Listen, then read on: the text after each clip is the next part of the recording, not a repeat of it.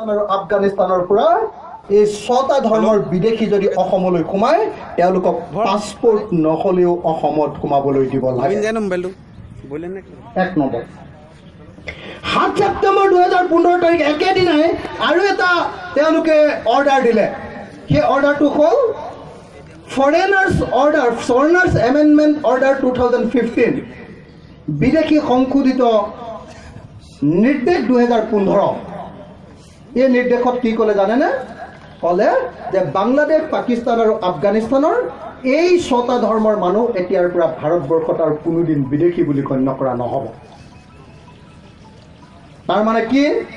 তাৰমানে শ্ৰদ্ধেয় ৰাইজ, এই যে নাগৰিকত্ব সংশোধনী বিধেয়কৰ বিষয়ে আন্দোলন কৰিছোঁ আমি, এই নাগৰিকত্ব সংশোধনী বিধেয়কৰ ওপৰত যে আমাৰ গণসমাৱেশ হৈছে, এই বিধেয়কখন যদি কেন্দ্ৰীয় চৰকাৰে গ্ৰহণো নকৰে তাৰ পাছতো কিন্তু অসমত থকা হিন্দু বাংলাদেশী অসমৰ পৰা নাযায়।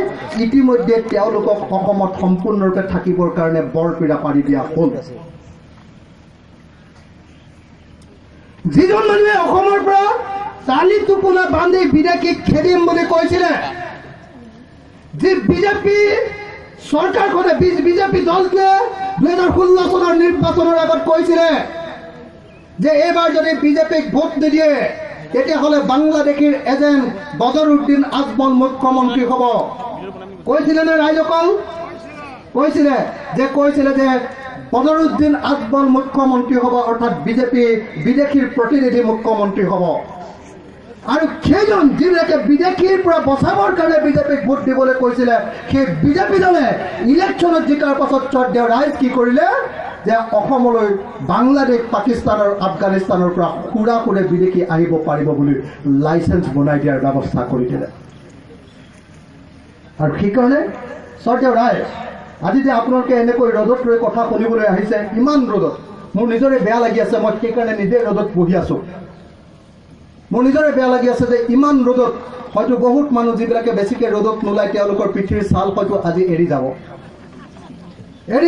অকল ক'লাপুৰাই নহয়, কাইলৈ দেখিব আপুনি এনেকৈ চুই দিলে ইয়াৰ পৰা পিঠিৰ ছালখিনি এৰি গৈছে। তেনেকুৱা ৰ'দত আপোনালোকে অসমৰ মানুহে কিয় ইয়াত বহি আছে? এইকাৰণে বহি আছে যে অসমীয়া জাতিক মাৰিবৰ কাৰণে বিজেপিয়ে নাগপুৰ আৰু দিল্লীত ব্যৱস্থা কৰিছে। আৰু যদি এতিয়া আমি অসমীয়া মানুহ একলগ নহওঁ তেতিয়াহ'লে অসমীয়া জাতি বাচি নাথাকে। সেইকাৰণে ইমান ৰ'দত আপোনালোকে বহি আছে। শ্ৰদ্ধেয় ৰাইজ, নিৰ্বাচনৰ আগত তেওঁলোকে কৈছিলে যে অসমত কোনো পৰ্যায়ে আমি বৃহৎ নদী বান্ধ বনাবলৈ নিদিওঁ। তেতিয়াৰ বিজেপিৰ অল ইণ্ডিয়াৰ সভাপতি ৰাজনাথ সিং আমাৰ গোগামুখলৈ আহি গৈছিলে, নদী বান্ধৰ ওচৰলৈ গৈছিলে আৰু নদী বান্ধৰ ওচৰলৈ গৈ সমাৱেশ পাতি কৈছিলে যে কৃষক মুক্তি, AJYCP, আছু এইবিলাকে যেনেকৈ নদী বান্ধ বন্ধ কৰাৰ কথা কৈছে, বিজেপি শাসনলৈ আহি নদী বান্ধ বন্ধ কৰি দিয়া হ'ব। কৈছিলে নে নাই ৰাজ্যখন? কৈছিলে। আৰু যেতিয়া নিৰ্বাচনত জয়লাভ কৰিলে বেলেগ একো নহয় শ্ৰদ্ধেয় ৰাইজ, মোক যে NSA দিছিলে তেওঁলোকে নদী বান্ধ বন্ধাবৰ কাৰণে NSAক মোক দিছিলে।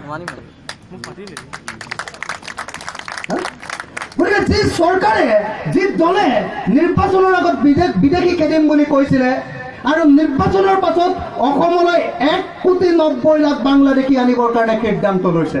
1,90,00,000 নেই, ইতিমধ্যে আহি আছে 20 লাখ। আৰু যদি এই বিলখন পাছ হৈ যায়, বাংলাদেশত 1,70,00,000 হিন্দু বাংলাদেশী আছে। সেই হিন্দু বাংলাদেশীবিলাকো এই বিলখন পাছ হৈ গ'লে অসমত সোমাব পাৰিব। 1,90,00,000 যদি হিন্দু বাংলাদেশী আহে, অসমত এজনো অসমীয়া আৰু ইলেকশ্যনত MLA জিকাটো সম্ভৱ নহ'ব। এটা সমষ্টিত 1.5 লাখকৈ ভোটাৰ নতুনকৈ বিদেশী সোমাব। আৰু যদি 1.5 লাখকৈ ভোটাৰ সোমায় তেতিয়াহ'লে অসমৰ পৰা কোনো এজন আহোম মানুহ জিকাটো সম্ভৱ নহ'ব, কোনো এজন চাহ শ্ৰমিক জিকাটো সম্ভৱ নহ'ব, কোনো এজন ব্ৰাহ্মণ মানুহ জিকাটো সম্ভৱপৰ নহ'ব, কোনো এজন অসমীয়া মানুহ, সামগ্ৰিকভাৱে অসমীয়া মানুহ জিকাটো সম্ভৱপৰ নহ'ব। ইয়াত ইলেকশ্যনত জিকিব কেৱল হিন্দু বাংলাদেশীবিলাক। আমাৰ পঞ্চায়ত আমাৰ হাতৰ পৰা যাব, আমাৰ জিলা পৰিষদ আমাৰ হাতৰ পৰা যাব, আমাৰ MLAৰ চিটবিলাক আমাৰ হাতৰ পৰা যাব, আমাৰ MPৰ চিটবিলাক আমাৰ হাতৰ পৰা যাব। অৰ্থাৎ ৰাজনৈতিকভাৱে আমাৰ হাতৰ পৰা চিৰকালৰ কাৰণে অধিকাৰ হেৰুৱাই পেলাম। আৰু সেইকাৰণে সমগ্ৰ অসমীয়া জাতি পাগল হৈ গৈছে। যে প্ৰয়োজন হ'লে মৃত্যুবৰণ কৰিম, কিন্তু কোনো পধ্যে নাগৰিকত্ব সংশোধনী বিধেয়ক কৰি আমি বিদেশী আনিবলৈ নিদিওঁ। শ্ৰদ্ধেয় ৰাইজ, সেইকাৰণে ইমান ৰ'দত আপোনালোক এনেকৈ আছে। সেইকাৰণে অসমৰ 30টা সংগঠন এনেকৈ একলগ হৈছে। শ্ৰদ্ধেয় ৰাইজ, মই সেইকাৰণে বেছি দীঘলীয়া কৰিব খোজা নাই। আমনি পাইছে নহয় জানো? ভাগৰ লাগিছেগে নে নাই? মোক আৰু 5 মিনিটমান সময় দিব পাৰিব নেকি? ঠিক আছে, ঠিক আছে। হা, পাৰিবনে নোৱাৰে? পাৰিম, পাৰিম। যদি 5 মিনিট সময় দিব পাৰে, মই আৰু 2-4টা কথা কৈ শেষ কৰিম। আৰু যদি 5 মিনিট সময় দিবলৈ দিগদাৰ হ'ব, বেছি ৰ'দো লাগিছে, তেতিয়াহ'লে মই একেবাৰে শেষে কৰিম। আৰু এতিয়া তাৰমানে কথাটো এনেকুৱা হৈছে যে ইমান ৰ'দ চবৰে, কোনোবাই এনেই ক'ব পাৰে, কিন্তু চবেই মাথা গৰম হৈ গৈছে চবৰে, হয়নে নহয়? চবৰে একদম গৰম হৈ গৈছে। যিমানে খেতি কৰা মানুহ নহওক লাগিলে এই ৰ'দত এনেকৈ থিয় হৈ থকাটো কম কথা নহয়। এইটোৱে প্ৰমাণ কৰি দিছে, এই ৰ'দত থিয় হৈ থাকি আপোনালোকে যি ধৰণে আচলতে অসমীয়া জাতিৰ শক্তি প্ৰদৰ্শন কৰিছে, এইটোৱে প্ৰমাণ কৰিছে যে নাগপুৰে যিমানেই ষড়যন্ত্ৰ নকৰক, দিল্লীয়ে যিমানেই ষড়যন্ত্ৰ নকৰক, আৰু হিমন্ত বা সৰ্বানন্দ যিমানেই বিক্ৰী নেযাওক লাগিলে, অসমীয়া জাতিয়ে কিন্তু অসমলৈ বিদেশী আনিবলৈ নিদিয়ে। এইটো প্ৰমাণ কৰিছে, নহয় জানো? শ্ৰদ্ধেয় ৰাইজ, আমি বিদেশীৰ বিৰুদ্ধে কিয় ইমান মাত মাতো? কিয়? 1915 চনৰ পৰা অসমীয়া মানুহে বিদেশীৰ বিৰুদ্ধে মাত মাতিছে।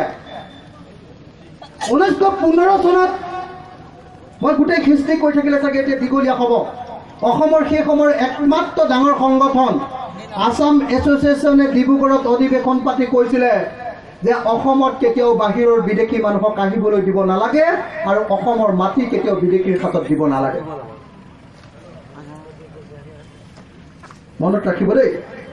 1937 চনত যেতিয়া জৱাহৰলাল নেহৰু অসমলৈ আহিছিলে, আমাৰ অসমৰ আটাইতকৈ ডাঙৰ জাতীয়তাবাদী নেতা অম্বিকাগিৰি ৰায়চৌধুৰীয়ে আৰু ককা নীলমণি ফুকনে মেমৰেণ্ডাম লৈ গৈ জৱাহৰলাল নেহৰুক লগ ধৰি মেমৰেণ্ডাম দি কৈছিলে যে অসমলৈ যদি এনেকৈ বাৰম্বাৰ বাহিৰৰ মানুহ আনি থাকে, তেতিয়াহ'লে অসমে ভাৰতৰ লগত নাথাকে, স্বাধীন হৈ যাম বুলি কৈছিলে।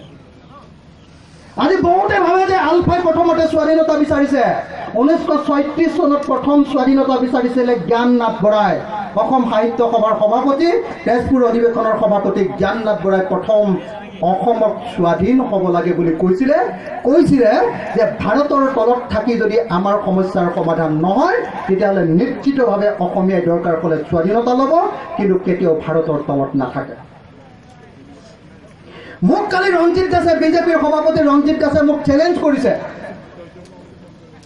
কি বুলি চেলেঞ্জ কৰিছে? ৰঞ্জিত দাসে চেলেঞ্জ কৰি কৈছে যে অখিল গগৈ যদি সাহস আছে, তেতিয়াহ'লে তেওঁ বন্দে মাতৰম বুলি কওক। ৰঞ্জিত দাসে কৈছে যে অখিল গগৈ যদি সাহস আছে, তেতিয়াহ'লে ভাৰত মাতা কি জয় বুলি কওক। আৰু মোৰ সাহস আছে, মই কৈছো বন্দে মাতৰম, মই কৈছো ভাৰত মাতা কি জয়। মোৰ কোনো সাহসৰ অভাৱ হোৱা নাই। বন্দে মাতৰম বিজেপি আৰু RSSৰ শ্লোগান নহয়। বন্দে মাতৰম ভাৰতৰ স্বাধীনতা আন্দোলনৰ স্বদেশী আন্দোলনৰ শ্লোগান হয়। বন্দে মাতৰম নামৰ শ্লোগানটো আনন্দ মঠ নামৰ উপন্যাসখনত প্ৰথমবাৰৰ কাৰণে বংকিম চন্দ্ৰ চট্টোপাধ্যায় লিখি উলিয়াইছিলে। এটা গীতৰ মাজত বন্দে মাতৰম এই কথাটো উল্লেখ কৰা হৈছিলে। গতিকে যি স্বদেশী আন্দোলন, সেই স্বদেশী আন্দোলনৰ শ্লোগান এটা দিবলৈ মোৰ কোনো ভয় নাই। কিন্তু মই এই মঞ্চৰ পৰা বিজেপিৰ সভাপতিক প্ৰত্যাহ্বান জনাইছো যে আপুনি আপোনাৰ প্ৰত্যেকখন সভাৰ সন্মুখত জয় আই অসম বুলি কওক। আপোনালোকে এবাৰৰ কাৰণে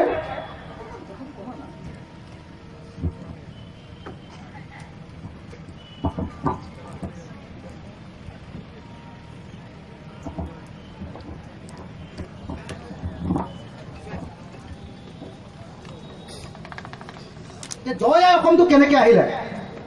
বহুতে ভাবে যে জয় আই অসমটো আছুৱে আনিলে, বহুতে ভাবে যে নহয় আলফাই আনিলে জয় আই অসম। নহয়, জয় আই অসম আহিলে 1915 চনত লক্ষ্মীনাথ বেজবৰুৱাই আনিলে। কি বুলি আনিলে? বাজক দবা বাজক শংখ, বাজক মৃদংখোল, অসম আকৌ উন্নতিৰ পথত, জয় আই অসম বল। কেলে ক'লে ৰাইজ মনত ৰাখিব দেই, এইটো বৰ ডাঙৰ কথা। যি লক্ষ্মীনাথ বেজবৰুৱাই সৰ্বভাৰতীয় কংগ্ৰেছৰ অধিৱেশনত যোগদান কৰিছিল 1906 চনলৈকে, সেই লক্ষ্মীনাথ বেজবৰুৱাই 1915 চনত কিয় জয় আই অসম ধ্বনি দিলে? যি লক্ষ্মীনাথ বেজবৰুৱাই সৰ্বভাৰতীয় কংগ্ৰেছৰ এই সৰ্বভাৰতীয় স্বাধীনতা আন্দোলনত যোগদান কৰিছিলে, সেই লক্ষ্মীনাথ বেজবৰুৱাই 1915 চনত মানে 1910 চনত অ মোৰ আপোনাৰ দেশ লিখিলে। ভাৰতবৰ্ষত যদিও জনগণ মনক ৰাষ্ট্ৰীয় সংগীত বুলি কোৱা হয়, অসমীয়া মানুহৰ কিন্তু নিজৰ এটা জাতীয় সংগীত আছে, অ মোৰ আপোনাৰ দেশ। মই আপোনালোকক সুধিব খুজিছো ৰাইজ, জনগণ মন অধি বুলি ক'লে আপোনালোকৰ যিমান গাত লাগে, যিমান আপোন আপোন লাগে, যিমান থিয় হৈ দিবলৈ মন যায়, তাতকৈ আপোনালোকৰ অ মোৰ আপোনাৰ দেশ বুলি ক'লে বেছি আপোন লাগে নে কম আপোন লাগে? বেছি আপোন লাগে। কিয়? কিয়?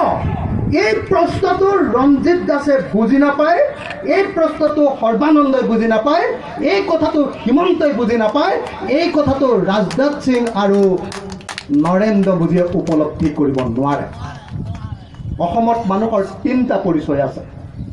অসমীয়া মানুহে নিজকে কাৰ্বি বুলি কয়, অসমীয়া বুলি কয়, ভাৰতীয় বুলি কয়, আহোম বুলি কয় বা অসমীয়া বুলি কয়, ভাৰতীয় বুলি কয়, ব্ৰাহ্মণ বুলি কয়, অসমীয়া বুলি কয়, ভাৰতীয় বুলি কয়।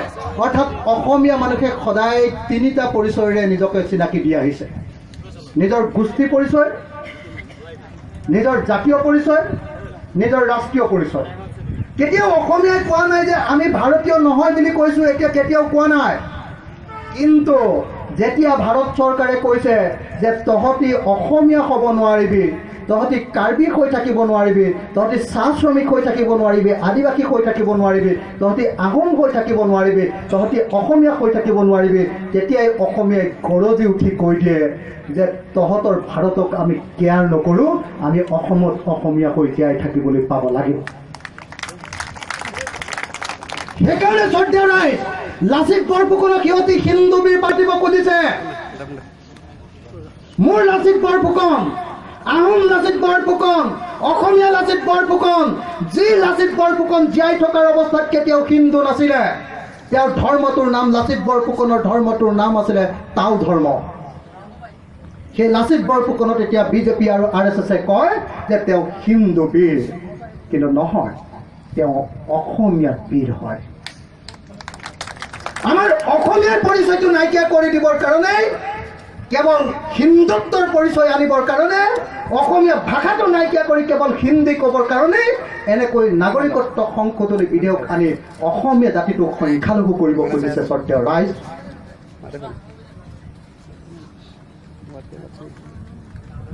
শ্ৰদ্ধেয় ৰাইজ, আমি চাওক অসমীয়া মানুহে কিয় বিদ্ৰোহ কৰোঁ, কিয় আন্দোলন কৰোঁ?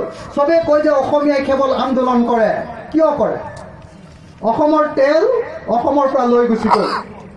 ডিগবৈত যিমান তেল ওলালে, ডিগবৈৰ পৰা তেলৰ পাইপ লাইন বহুৱাই আমাৰ মাটিৰ তলেদি এইফালেদি লৈ গৈ বিহাৰৰ বাৰাউনী পালগৈ 1000 কিলোমিটাৰ দূৰ। অসমৰ তেল, অসমৰ কয়লা, অসমৰ চুনিল, অসমৰ চাহপাত এফালৰ পৰা সকলোবিলাক ৰেল বা পাইপ লাইন লগাই লৈ গুচি গ'ল। শ্ৰদ্ধেয় ৰাইজ, আমি 1 টকাও অসমৰ তেলৰ পৰা খাবলৈ নাপালোঁ।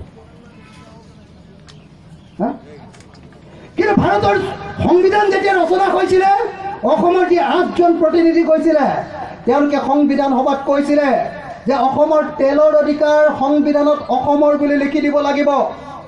আৰু যদি তেলৰ অধিকাৰ অসমৰ বুলি নিলিখি ভাৰতৰ বুলি লিখা আৰু কোম্পানীক যদি দি দিয়া, তেতিয়াহ'লে অসমে ভাৰতৰ লগত নাথাকে।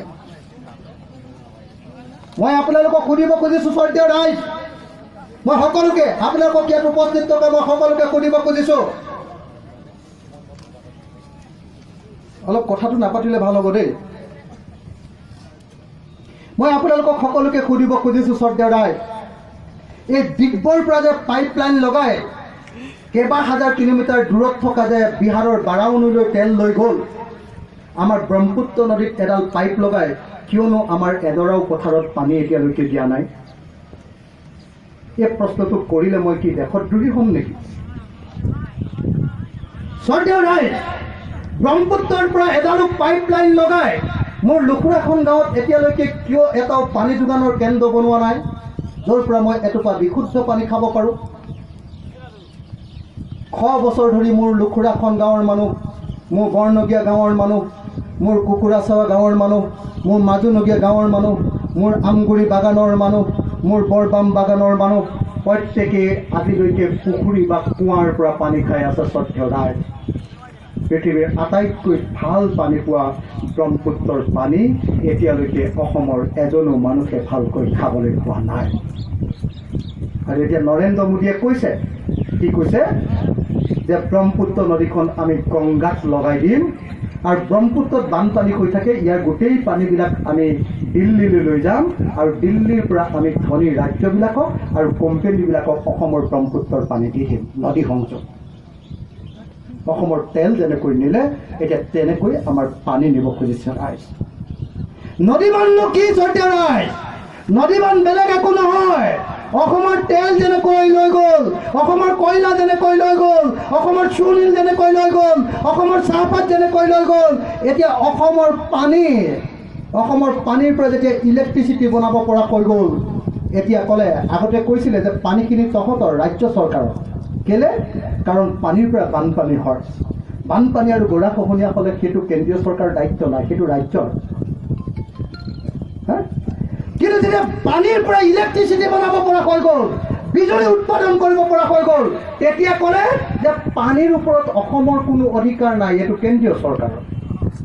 আমি বৃহৎ নদীবান বন্ধাম আৰু যেনেকৈ পাইপলাইন লগাই আমি তেল তহঁতৰ পৰা লৈ গৈছোঁ, এতিয়া তহঁতৰ মূৰৰ ওপৰেদি ডাঙৰ ডাঙৰ টাৱাৰ বনাম, টাৱাৰ ওপৰেদি ইলেক্ট্ৰিচিটি ইয়াৰ পৰা লৈ গৈ আগ্ৰাত চেণ্টাৰ বনাই গোটেই ভাৰতত দিম, অসমক কিন্তু 1 পইচাও দিয়া নহ'ব।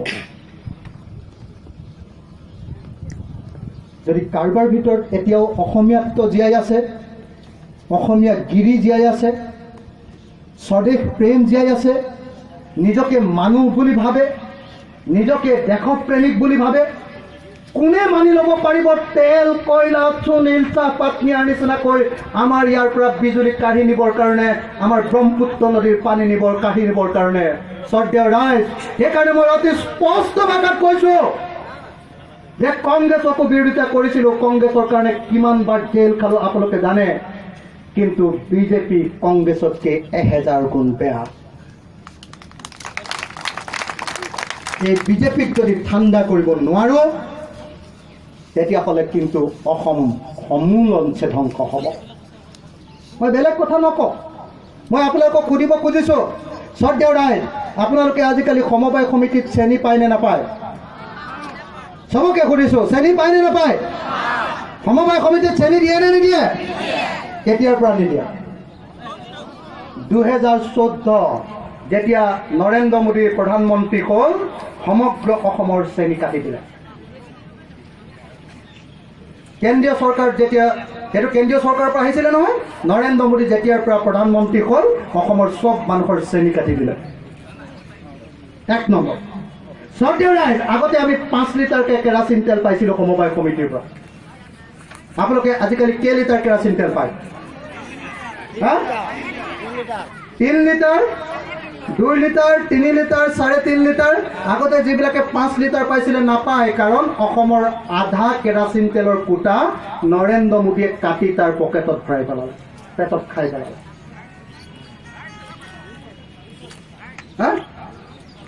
স্বৰ্গীয় ৰাইজ, নৰেন্দ্ৰ মোদীয়ে অসমৰ বিশেষ ৰাজ্যৰ মৰ্যাদা কাটি দিলে। 1969 চনৰ পৰা অসম ভাৰতবৰ্ষৰ বিশেষ ৰাজ্য আছিলে, আৰু বিশেষ ৰাজ্য থকাৰ কাৰণে ভাৰতবৰ্ষত যিমান টেক্স উঠে, 12খন বিশেষ ৰাজ্যক তাৰ 56% কৰ ঘূৰাই দিয়ে। এতিয়া নৰেন্দ্ৰ মোদীয়ে বিশেষ ৰাজ্যৰ মৰ্যাদা কৰ্তন কৰি দিয়াৰ পাছত সেই কৰৰ টকা অসমক ঘূৰাই নিদিয়াৰ কাৰণে অসম আজি দেউলীয়া। আজি না ৰাষ্ট্ৰীয় ঘাইপথ বনাব পাৰিছে, না আমাৰ ধুদৰ আলি বনাব পাৰিছে, না গাঁৱৰ ৰাস্তা বনাব পাৰিছে, না গাঁৱত পানী যোগান কেন্দ্ৰ বনাব পাৰিছে, না পথাৰত পানী দিবৰ কাৰণে কিবা কৰিব পাৰিছে। এই চৰকাৰ একোৱেই দিব নোৱাৰা কেৱল শোষণ কৰা চৰকাৰত পৰিণত হৈছে। হয়নে নহয় শ্ৰদ্ধেয় ৰাইজ? হয়নে নহয়? অকল বিশেষ ৰাজ্যৰ মৰ্যাদা এনৰেগাৰ কাম আজিকালি পায়নে ৰাইজে? আগতে 100 দিন পাব লাগে বুলি আন্দোলন কৰিছিলোঁ, 60 দিন পাইছিলোঁ, 50 দিন পাইছিলোঁ, 70 দিন পাইছিলোঁ, কৈছিলোঁ যে 100 দিন পাব লাগে। এতিয়া ইহঁতি ক'লে 100 দিন বাদ দিয়ক, এদিনো এনৰেগাৰ কাম কোনো গাঁৱৰ মানুহে নাপায়। পায় জানো? নাপায়। বহুতে ভাবে যে নহয়, আমাৰ দুখীয়া মানুহৰ কাৰণে বিজেপি একো বেয়া কৰা নাই। চেনীখিনি কাটি পেলালে, এনৰেগা কাটি পেলালে, IAY ঘৰ নোপোৱা হৈ গ'লো। হে, অকল বিজেপি চৰকাৰৰ দিনত গোটেই অসম মই ঘূৰি ফুৰোঁ, মই অকল এটাই কাম দেখিছোঁ শ্ৰদ্ধেয় ৰাইজ বিজেপি চৰকাৰৰ দিনত। কি কাম জানেনে? বিজেপি চৰকাৰৰ দিনত কেৱল এটা লেট্ৰিন বনোৱা দেখিছোঁ, লেট্ৰিন। মই এই লেট্ৰিনটোৰ নাম দিছোঁ মোদী লেট্ৰিন। হা, মোদী লেট্ৰিনটো কেনেকুৱা জানেনে? মোদী লেট্ৰিনটোত মই সদায় কওঁ যে তৰুণ গগৈ আঁঠুৱাটো যেনেকুৱা আছিলে, তৰুণ গগৈ আঁঠুৱাটো একেবাৰে ঠেক। মোক আজি মায়ে গা মুচিবলৈ গামোচা এখন দিছিলে। মই গামোচাখন দেখি কৈছোঁ, বোলো মা এইটো তৰুণ গগৈ সূতা নেকি? তৰুণ গগৈ দিয়া সূতা নেকি? তৰুণ গগৈ যিবিলাক সূতা দিছিলে সেই সূতাৰ গামোচাৰে যদি মুখ মোহাৰে তেতিয়াহ'লে আপোনাৰ মুখৰ পৰা তেজ ওলাই আহিব। ইমান ডাঙৰ ডাঙৰ সূতাবিলাক, হয়নে? হা, তৰুণ গগৈ যিটো আঁঠুৱা দিছিলে, সেইটো আঁঠুৱা 2 ফুট বহল, 4 ফুট দীঘল। মই চুটি চাপৰ কটীয়া মানুহ, 5.5 ফুট আছোঁ। হাগ্ৰামা মহিলাৰে মোক গাইঠা বুলি কয়, কটীয়া বুলি কয়। কিন্তু মোৰ নিচিনা কটীয়া মানুহটো শুবৰ কাৰণেও তৰুণ গগৈ আঁঠুৱাটো যোৰা নাছিল, সৰু।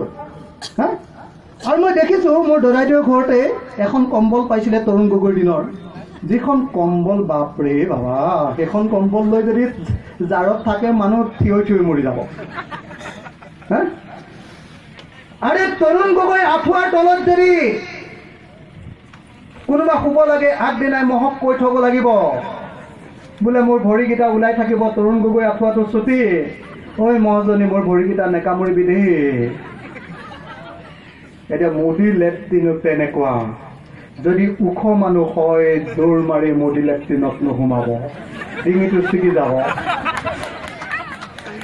আৰু যদি শকত মানুহ হয় তেতিয়াহ'লেতো তাত নোসোমাব, ঘপকে যদি সোমাই গ'ল ওলাই আহিব নোৱাৰিবও পাৰে।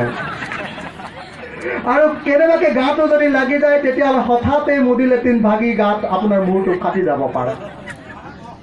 মই সদায় গাঁৱৰ ৰাইজক কৈ আহিছোঁ, বোলো মোদী লেট্ৰিনত বতাহ দিলে নোসোমাব।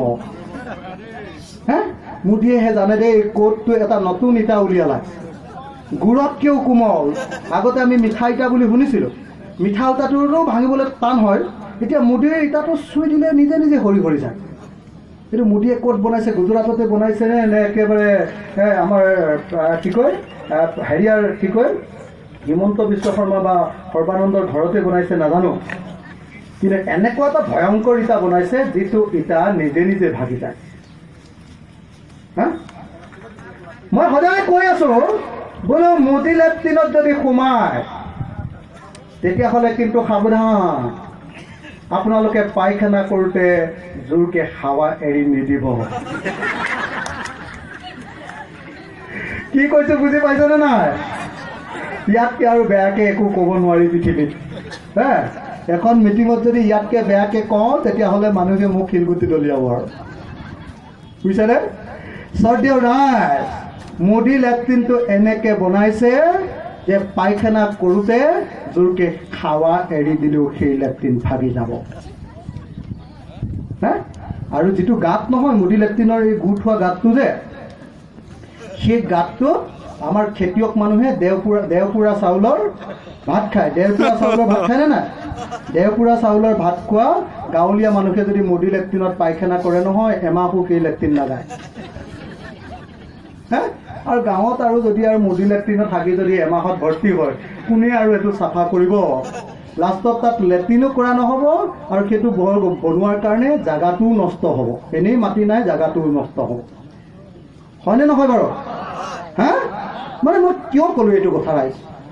মই এইটো কথা আপোনালোকক এইকাৰণেই কৈছোঁ যে এইবিলাক ইলেকশ্যন খেলা পাৰ্টিবিলাক পৃথিৱীৰ 2 নম্বৰী বস্তু। সি কংগ্ৰেছ হ'ব পাৰে, সি AGP হ'ব পাৰে, সি AIDF হ'ব পাৰে, সি BJP হ'ব পাৰে। লেকচাৰটোতহে সিহঁতৰ বেলেগ বেলেগ, কিন্তু শোষণৰ ক্ষেত্ৰত সিহঁতি এক। মাজুলীত আপুনি পাৰ হৈ যাওক, যোৰহাটৰ পৰা মাজুলীলৈ পাৰ হৈ যাওক। পাৰ হৈ যোৱাৰ লগে লগে প্ৰথমতে যিবিলাক মানুহ দেখিব, মিচিং মানুহ, চব মথাউৰিৰ ওপৰত বাস কৰি আছে, তেওঁলোকৰ মাটি নাই। অসমত 4.5 লাখ মথাউৰিৰ ওপৰত বাস কৰা মানুহ আছে, তেওঁলোকক সৰ্বানন্দই মাটি দিম বুলি কোৱা নাই। মোদীৰ নিৰ্দেশত হিন্দু বাংলাদেশীক মাটি দিব খুজিছে। তেতিয়াহ'লে ৰাইজ, আপোনালোকে এই নাগৰিকত্ব সংশোধনী বিধেয়ক সমৰ্থন কৰিব।